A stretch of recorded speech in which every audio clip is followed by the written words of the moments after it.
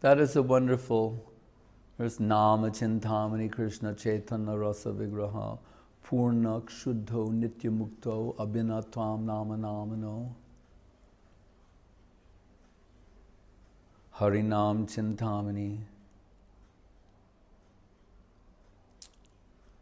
What comes to mind, and to keep it on theme with what Krishna wants,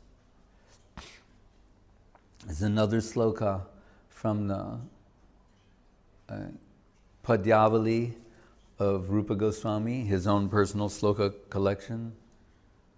It says, Akrishti kritachetasam sumanasam uchchatanam changhasam atschandala mukaloka sulabo vasha chamukti sriya no diksham na cha satkriyam na purushcharjam managikshate mantroyam rasanas prageva palati Shri Krishna namatmaka.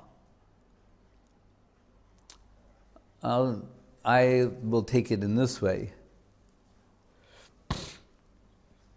that here it says, if it's Krishna's desire, mantroyam rasanas prageva palati, Shri Krishna namatmaka. Whatever the pH content of the soil, there's no prerequisite, there's no precondition. If it's Krishna's desire to spring out of that soil, then it will happen.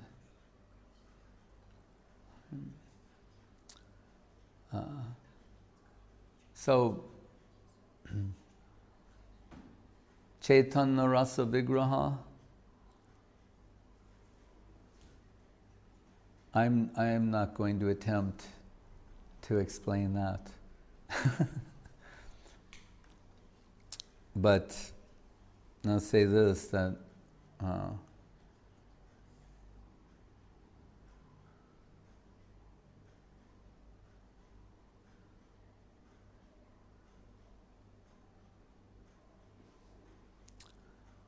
Guru Maharaj is told of, we know from Charitamritam that although in the Gangbhira there are no windows and there's only one door and there's a devotee, that means the room that Mahaprabhu lived in for the last 12, 18 years of his life. There's no windows and there's one door and there's a devotee posted at the door. And that devotee will hear heart-rending sounds of Mahaprabhu venting, expressing the pains of separation.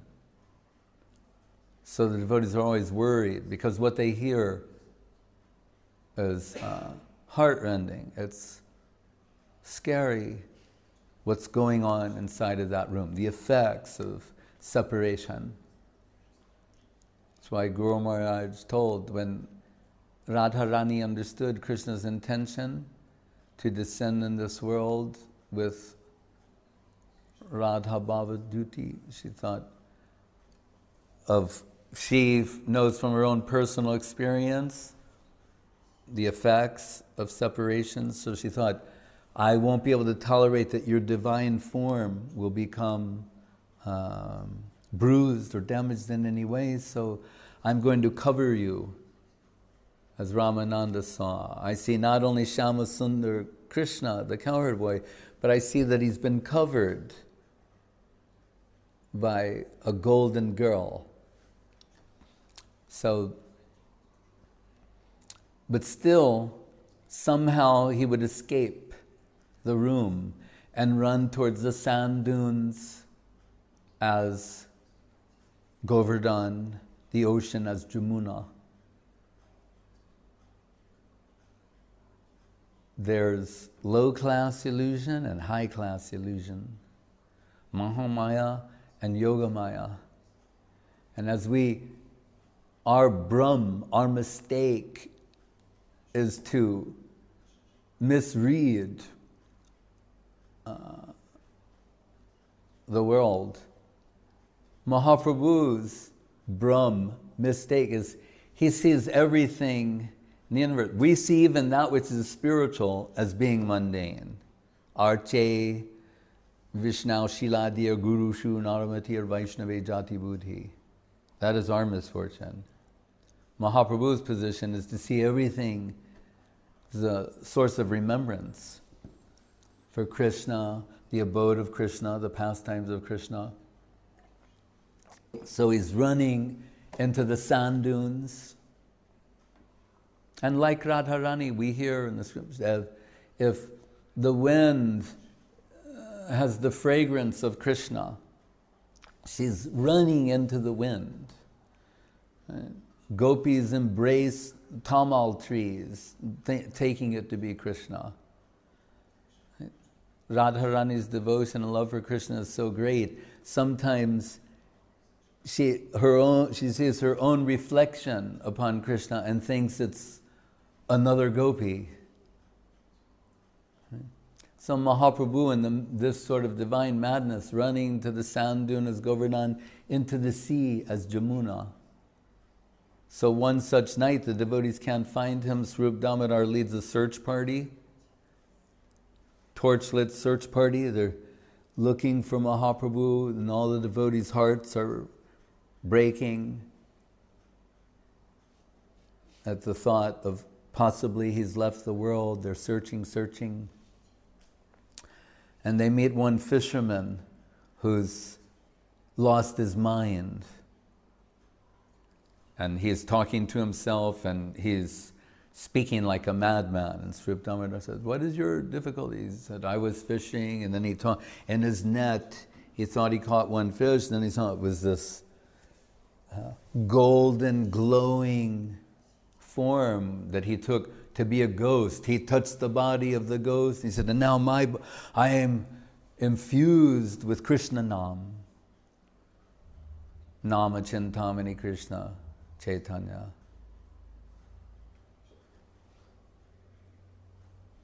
So Swarup Damodar told him, he said, "Oh, I am an exorcist, and I know how to cure you. You take me to where that ghost is." Then Swarup Damodar got some hope. Because why did the man unable to perceive him properly? Because the ecstasy is sometimes so intense, it's causing constriction. The intensity of the ecstasy of separation, as in the case of Jagannath, all the limbs are withdrawing in the body, the eyes are becoming huge. Right? And at other times there's elongation. We're told Mahaprabhu's joints separating by 8 inches. So this is not a pleasant image, but it's showing the type of, the degree of magnitude of the effects of divine separation. Sometimes all of his limbs entering his body like a tortoise. He's looking like a golden pumpkin. So we're told some cows would come and start licking him. Anyway, Swarup Damodar, they find Mahaprabhu, and he has 3 states. There's external, half internal, and internal. He's in the internal state, going towards half internal, half external. Swarup Damodar and the other devotees start chanting, Hare Krishna, Krishna Krishna, Hare Hare.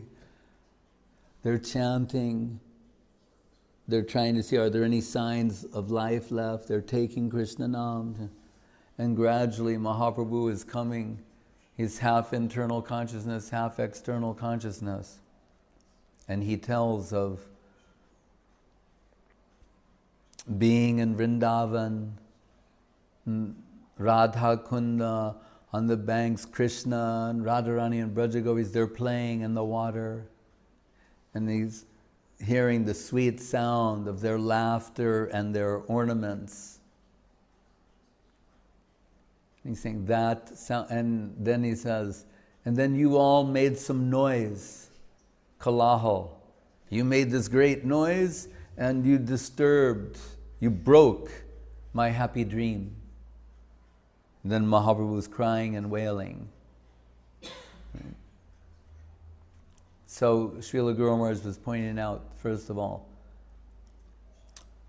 Well, that the sound of the ornaments of the Braja Gopis in that plain was superior to any other sounds, including the Krishna Nam of Swarup Damodar and all these devotees.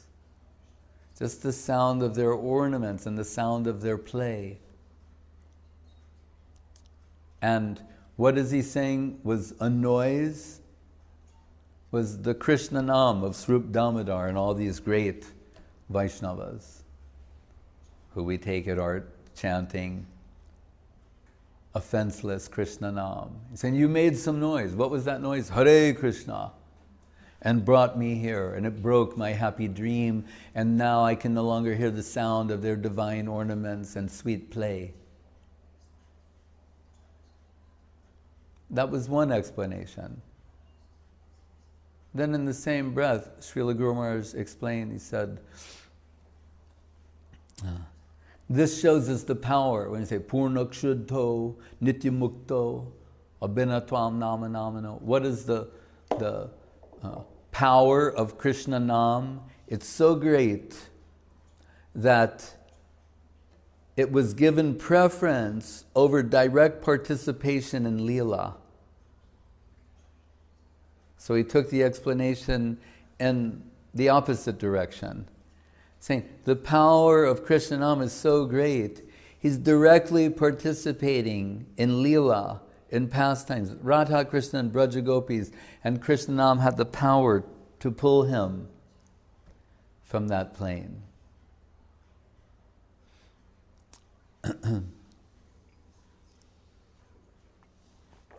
That's a Chintya Beda Bed.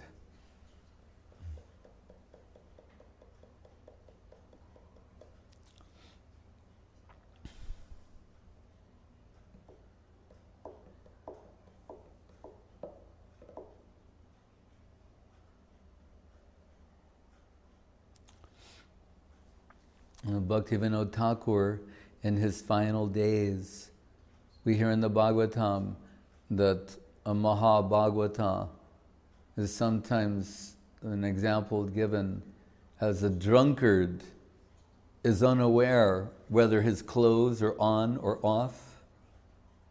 That's one of the classic stereotypes of a drunkard, right? Their coat is half on, half off. Or they're even naked. So Bhakti, it says there in the Bhagavatam, for a Mahabhagavata, pure devotee, they're unaware if their body is on or off. Because what is it? Basamsi jirnani yata vihaya. It's like a dress. So they don't know whether they're embodied or not. They're so absorbed internally in the upper world. And this is particularly the case of Bhaktivinoda in his final days. So sometimes he's walking around his house naked. And if some guest would come, he was a judge, a highly respectable person, now he's at home. If a guest would come, his attendant Krishnadas would wrap him in some cloth and then sit him in a chair and say, some people have come to see you. So as he's leaving the world, he's less and less conscious here. So these people from Kolkata, they came to visit Bhaktivinoda Thakur, and they said, could you tell us something about Krishna Nam? And Bhaktivinoda Thakur said, Krishna Nam, Krishna, Krishna Nam. He just started vibrating the name Krishna. And Guru Maharaj said, one of the eyewitnesses said, everything that's described in that last song in Sharanagati, we witnessed. The hair standing up on it, the trembling, tears pouring profusely, with Bhaktivinoda Thakur repeating, Krishna Nam. And just hearing the word, being asked to say something about Krishna, awakened such a deep remembrance of him that his whole body was attacked with waves of ecstatic symptoms.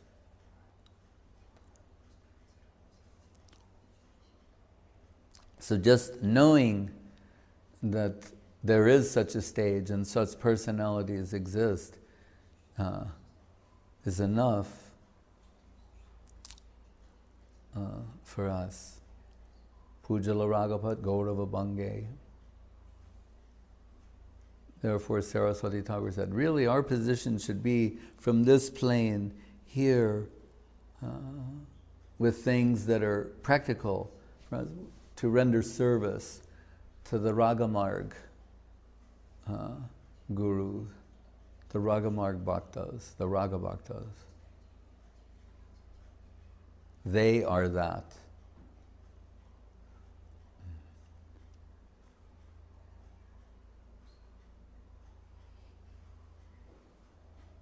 Their Krishna Nam is like Chintamani. You can have that transformative power. That's why we have to approach such personalities for Krishna Nam, to get something substantial that has the power of that sort of transformation, transformative power.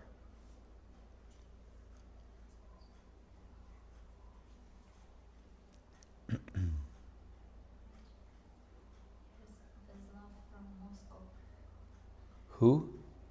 Continuation from Manas Krishna. Oh, Can we remember? So he said, we heard once from Srila Gurudev, he expressed that Krishna Chaitanya Rasa Vigraha means that Chaitanya Dev and Krishna Nam are same thing. And our same same thing. thing. Yes. Mm-hmm. And then he quoted the verse from Chaitanya Ashtakam about the divine golden dancing of Srimad Mahaprabhu. Very good.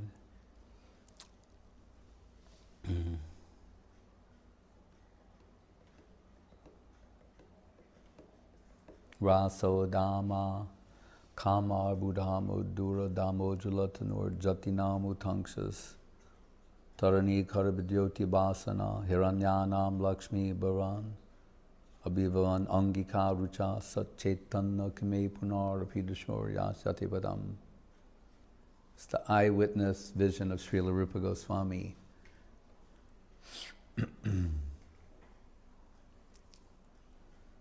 Ananda Lila Maya Vigrahaya.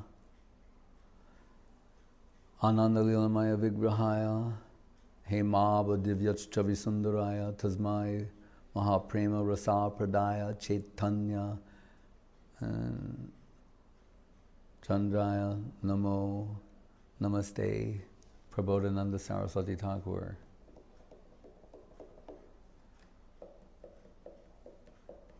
So Saraswati Thakur named one of his disciples Ananda Lila Maya Vigraha. Prabhu.